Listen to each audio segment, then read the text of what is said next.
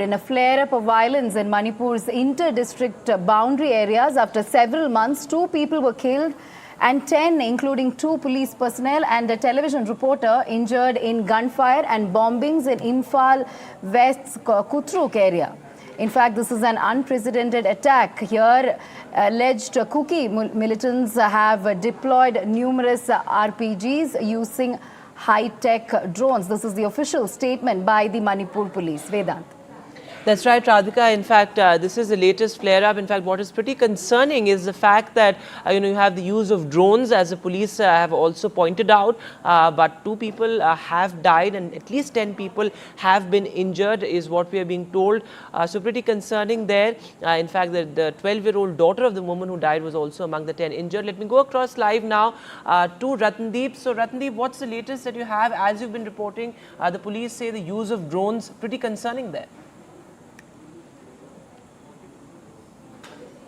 That's right. In fact, there have been intermittent firing in that area till about 2 this morning, and then around 5:30 there are reports of firing from some of the other border areas. However, in those firing there is no report of casualties or injuries. In fact, there is a state of high alert that has been issued by the state police headquarters to all the district SPs, and the focus at this moment for the security forces are the fringe areas, the bordering areas of the valley region, which is dominated by the Metis, and the parts of the hill region which are dominated by the Kuki Zomi groups. Remember, this is a fresh escalation. A couple of months back, we did see an escalation in Ziribam district of Manipur, which borders Assam, and after that there was a lull, but still there were tensions shimmering, given the fact that the Kuki Zomi groups had also hardened their stand.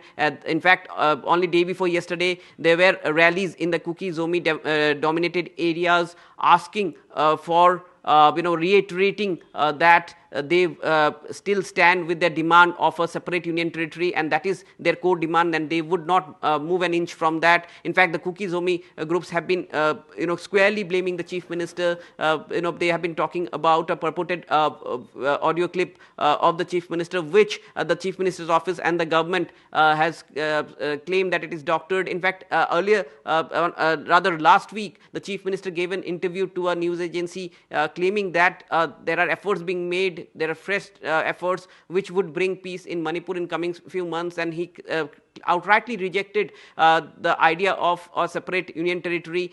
In fact, what is important to note is that even in the valley region, the civil society groups, they have been very steadfast with their demand that whatever solution the center and the state government would try to bring in Manipur should not compromise with the territorial integrity of Manipur. So therefore there had been hardening of stand, but yes, there was no loss of life or injuries or attacks for past couple of months, and this is a fresh escalation, but there is a backdrop to which to it that I had explained just now. And what had happened in the last couple of in the last 14 to 16 hours is that this is a new trend of attack that Manipur has seen. Manipur, in this violence that had started in May 3rd last year, have seen use of automatic weapons. You have on both sides armed groups firing at each other, but the kind of attack that had taken place, where the government is claiming that drones were used to drop the bombs, is something which would be a reason of concern for the security agencies, given the fact that there is heavy presence of central forces who were entrusted with the singular duty of keeping the two warring communities away from each other, to create a buffer zone in the border areas of the valley and the hills. And even a couple of months back, we at NDTV reported that Assam police had apprehended a vehicle and a person who was carrying high-tech military-grade drone batteries to Manipur. So therefore, the fact that these armed groups, whether on both sides, have been acquiring automatic weapons and high-tech equipments is a reason of concern. even the Kuki groups have been sending out press releases saying that their villages on the border areas have been targeted, whereas the state government in Manipur has come on record this time to say that Kuki militants were behind this attack which took place in Kotuk. Meanwhile, there have been a fresh migration of villagers from Kotuk area. People are once again afraid and they have left their houses. So once again, these are people who have been hit in last year's violence, hit once again, and they had to leave their house.